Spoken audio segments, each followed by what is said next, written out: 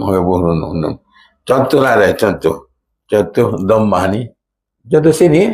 Ni. Insan, al-insan ni. Kita insan ni kita sebut isim zahir marfu'. Ni. Ni marfu'. Sebab dia duduk sini. Pula ni. Marfu' agak apa? Bidhammah. Gitu je muka. Orang mudah ya.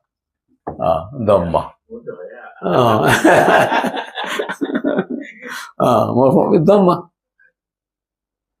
Apa marfu' bidhammah? Ni ya. Sebab dia munada mufrad ni. Tu. Ayu tu. Ya, nampak tak? Ni kau nak faham ni?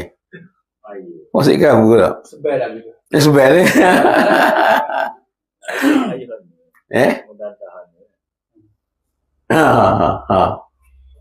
Tu dia. Jadi nak jawab ya tadi dah. Maknanya tengok blok dia duduk blok mana.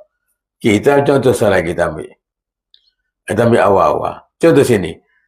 Ni blok kau dia ni blok kau. Sebut blok je. Kadihun. Marfu'. Ni blok mansub. Okey. Mansubun okey, mansubun. Itu mana tanda dia? Tanda apa tanda mansubun sini? Fathah. Ni. Fathah. Ini tanda dia dhammah dah. Okey. Sini jadi dia ni jenis apa dia ni? Maksudnya isim i'rah dia ni. Isim lah. Dia tu apa isim? Isim apa? Zahir juga tanda dia ini ni. Bukan tanwin. Tak. Tanda ni. Tanda isim zahir. Tanwin. Tanwin sorry.